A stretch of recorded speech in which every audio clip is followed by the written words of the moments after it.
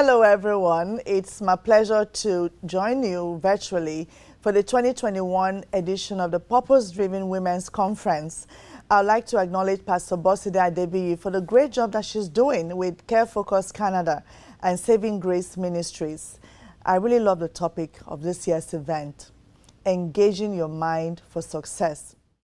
Your mind is one of the most formidable tools that can help you accomplish whatever you want in life. However, it works like a two-edged sword. If you use it prudently, it can catapult you to success. But if you do not know how to manage it well, it can affect you negatively. A study has discovered that we think about 70,000 thoughts per day. Yes, 70,000 thoughts. And our thoughts can affect our actions and determine the outcomes we get in life. I'm going to share 5 ways you can engage your mind for success. Number 1, reprogram your mind. One of the most efficient ways to reprogram your mind is by envisioning exactly what you desire for your life. The right mindset can take you to places you thought your strength cannot measure up to. Now, many people are not successful today not because they're not talented or capable, but because they're defeated in their minds.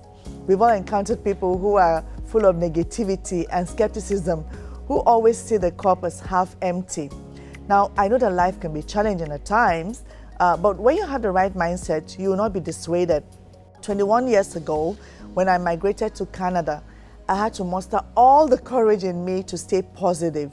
I mean, the first thing that jerked me to reality was my university degree could not be utilized here.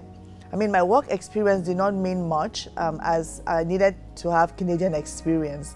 And I also had an accent, yes, that sounded different. So I began to wonder what the future would be like for me in this country. I had 2 options: to allow the systemic barriers and other obstacles to swallow me, or to find a path that would, be hard, but would lead to prosperity. I chose the latter. Now, I knew that the road was not going to be easy, but I made up my mind that I won't, be consumed by challenges, but will work towards achieving my full potential. I came up with a plan, to survive first, so I decided to get a job and then went back to school. And after school, I started a company called Babia Productions. And when I got married, I joined forces with my husband, who is also in the media. And it's been almost 20 years since I joined him full-time, and both of us have done the business and have not worked anywhere else. I mean, even when things were tough, we kept, persisting and innovating. The worst disservice you can do to yourself is to have a passive mindset.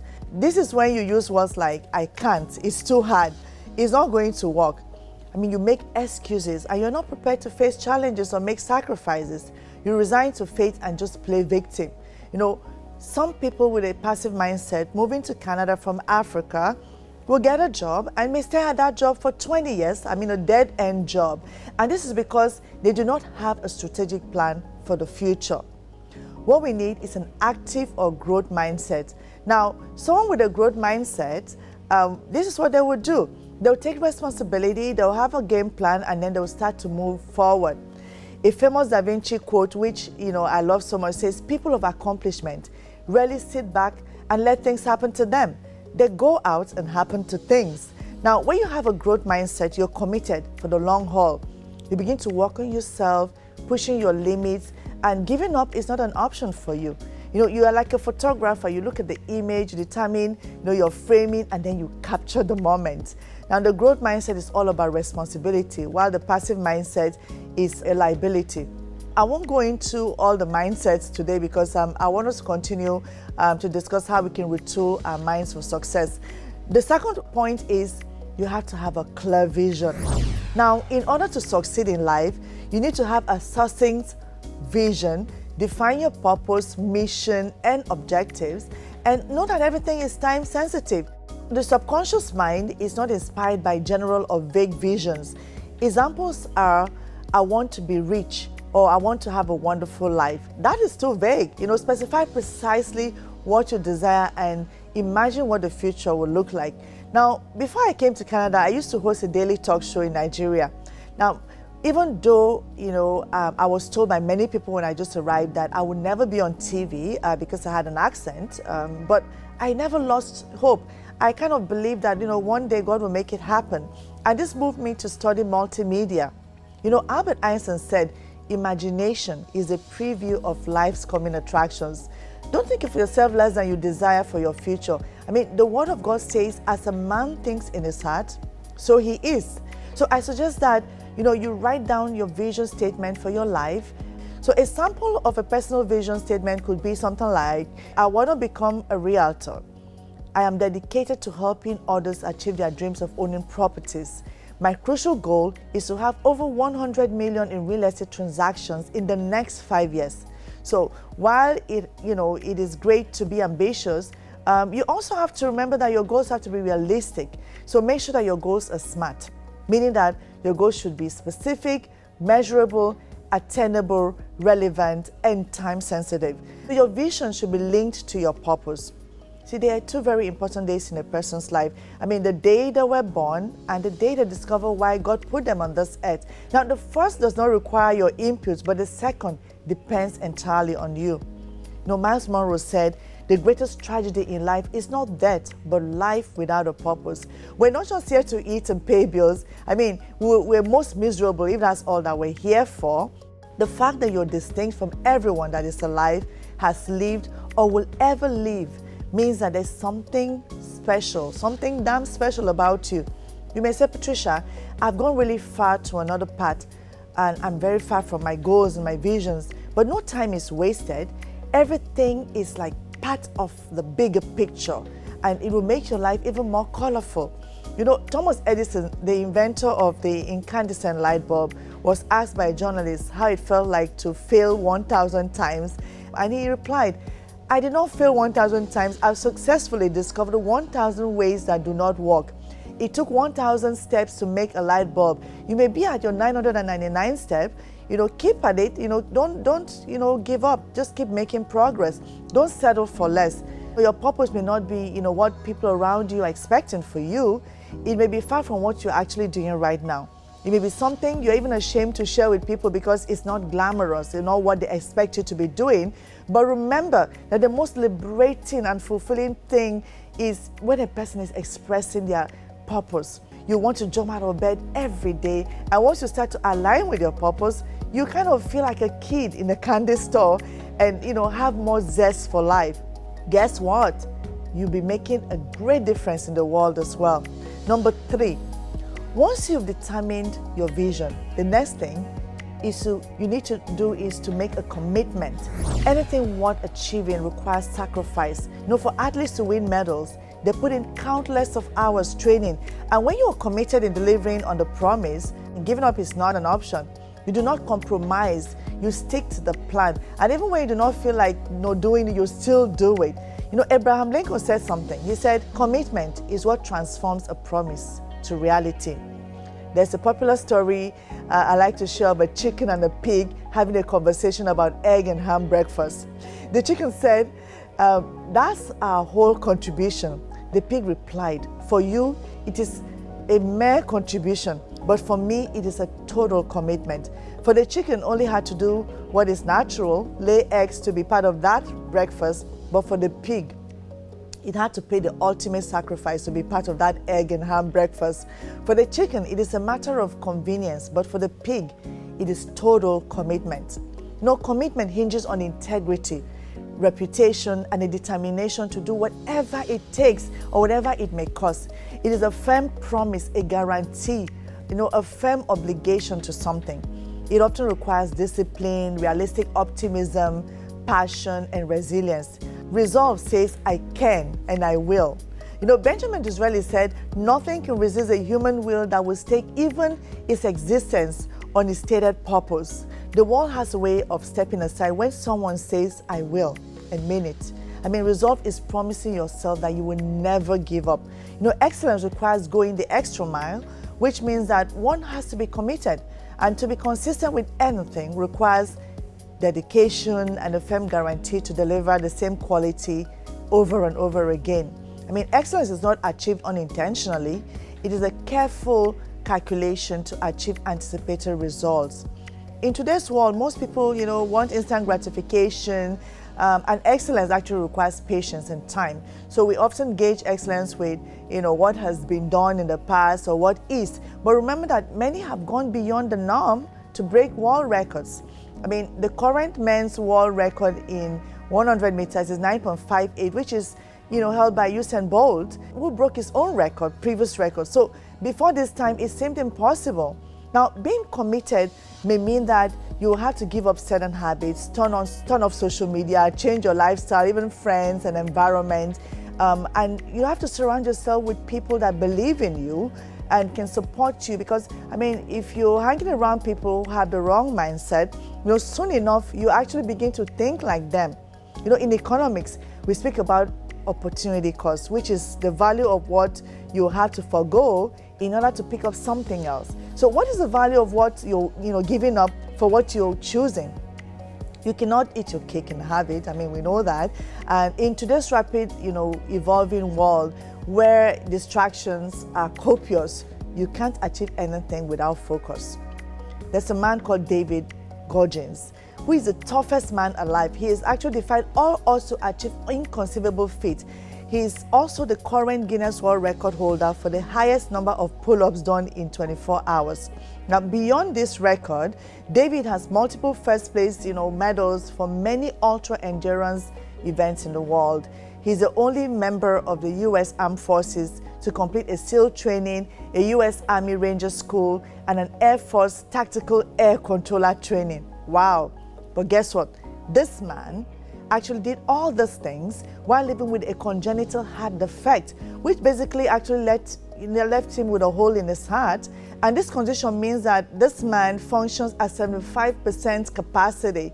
And the fact that he may not be able to engage in certain physical activities. Yet, David has achieved inconceivable feats in spite of all this. For him, the pain does not matter if you are committed to reaching your goal. Actually, he came up with this 40% rule that suggests that when you are mentally and physically fatigued and you feel like giving up, you're only using 40% of your capacity and your capability. Les Brown said, to achieve something that you have never achieved before, you must become someone that you have never been before. It is true that life begins at the end of your comfort zone. So when there is a will, there's always a way. And the mountain can be moved, yes. A study of Harvard Business School suggests that 3% of people achieve success, 30% somewhat, achieve success, and 2/3 just watch life just pass by. Don't just watch life pass you by. Do something, move towards your goal. Once you've made a commitment to achieve your goals and vision, the next thing is to act. For change to happen, your dreams have to become goals and your goals have to become actions. The question we need to ask ourselves constantly is, what am I doing to draw closer to where I desire to be in life? Am I putting in the work? Am I getting the training, knowledge? Am I growing or am I decreasing? Now, before you act, remember to do the necessary and be strategic. So when you plan well, it just helps you to have a more proactive rather than a reactive approach to life. So seeing what is ahead prepares you to face the storm and to even avoid making unnecessary mistakes. A builder does not just start a construction without a plan. Usually they have like a picture of the outcome before they start. So this is a roadmap for where they plan to go. A popular Chinese proverb says, the best time to plant a tree was 20 years ago. And the second best time is now. The best time to start is now. Don't wait to start, start now. Sometimes we have a fantastic vision, but we keep procrastinating. We can predict your future if you continue to procrastinate. You may not have all it takes, but just start. Keep working towards your goal every single day and soon you will arrive. Having a strategic plan is great because once you take time to create a good strategic plan, your problem is half solved. It enables you to prioritize your resources and actions, and it's good to have a short-term and a long-term plan, and from time to time evaluate the efficacy and efficiency of the plan that you have and see if it's working, and create room for adaptability. It's important to stay true to your vision, but be flexible on the implementation. Sometimes people create their strategic plan with their eyes on the rearview mirror. History can inform the present, but should not be a hindrance to a new future. Yes, you may have failed in the past, or people that could not make it. But if you make up your mind that you're going to succeed, you will. When you prepare your strategic plan, add some visuals to inspire you. Visuals have an unbelievable effect on us and inspire us, in more ways than one. In 2001, we decided that we would have a 24-hour TV channel one day, and at that time, we just had a 30-minute show on Omni Television. On the homepage of our website, we decided to mention that our vision is to have a 24-hour TV channel. And we steadily, were preparing for this. We eventually launched a 24-hour TV channel in 2016. But putting it out there reminded us of the goal and engineered our commitments. Writing down your goals is a very good way to remind yourself of your plans. You can also do things like registering a domain name, for the project that you're planning, or you actually can also, if you're an author, you can design the book cover before you even write the book. I've seen authors also, have people pre-order the book before they even write it. So this will actually make you, make sure that you write the book. Now, share your vision with trusted family and friends, and find an accountability partner if it is possible. Number 5, to succeed in life, you have to believe in yourself. This is very important. The reason many people never achieve their full potential is because they do not believe in themselves. One thing I realized is that if you do not believe in yourself, others will not, take you seriously. I mean, even those that, do believe in you will soon change their minds, because, the most valid thing is what you think about yourself, not what anyone else thinks of you. So if you believe in yourself, you will not give up on your dream easily. Oftentimes we compare ourselves to others and become intimidated by how other people are doing. Now, one of my favorite quotes is by Marianne Williamson, and it says that our deepest fear is not that we're inadequate. Our deepest fear is that we are powerful beyond measure. It is our light, not our darkness, that most frightens us. We ask ourselves, who am I to be brilliant, gorgeous, talented, fabulous? Actually, who are you not to be? You're a child of God. I mean, your playing small does not serve the world. I mean, there's nothing enlightened about shrinking so that other people can feel more, secure about themselves, or, will not feel insecure around you. We're all meant to shine as children do. Don't let fear deter you from achieving your dreams and goals. I mean, if you do not succeed at something, at least, you find out ways that do not work and learn from the mistakes, Do not seek to be perfect, but to be excellent. People may underestimate you, but do not let anyone's opinion keep you down. One thing that has worked in my advantage is that people always underestimate me. So when I deliver, they're pleasantly surprised, and I like that. I remember when I was in high school and I was part of a long distance race. So I heard a little kid saying, "Look at Patricia. She looks like she's going to break. Will she even be able to reach the finish line?" During the match I fell, but then I said, no, I have to reach the finish line. I got up and I ran, and I ended up getting a bronze medal. I pressed on and did not want to give up. Let the critics do their job. I mean, that is their job. It has nothing to do with you. I love this quote by Theodore Roosevelt, and I'm going to try to say it. It says, "It is not the critic who counts, nor the man who points at how the strong man stumbles, or where the doer of deeds could have done them better. The credit belongs to the man who is actually in the arena, whose face is marked by dust and sweat and blood, who strives valiantly, who errs, who comes short again and again, because there is no effort without error and shortcomings, but who does actually strive to do the deeds, who knows great enthusiasms, the great devotions, who spends himself in a worthy cause, who at the best knows in the end the triumphs of high achievement, who at the worst, if he fails, at least he fails while daring greatly, so that his place shall never be with those who are the cold and the timid souls, who neither know victory nor defeat." Oh, I love this quote. It is far easier to be regular. It is easy to judge and criticize others who have the, audacity to embark on the enormous task of pursuing excellence. However, these are the people that win. To triumph, you have to be in the arena. Be true to yourself. Recognize your strengths and capitalize on them. You may not be perfect, but you have a lot going for you. You have all it takes to become all that you're supposed to be. Others can limit you temporarily, but only you can limit you permanently. You cannot rise above what you think of yourself. So embrace yourself as you are. Know that you have unique talents and abilities, and God made you special for a reason.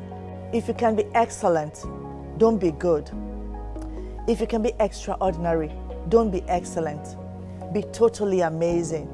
Move in spite of your fear. Tell yourself that you can achieve anything and start the process. Even when, you get a no, don't give up. See, no doesn't always mean that your idea is not good.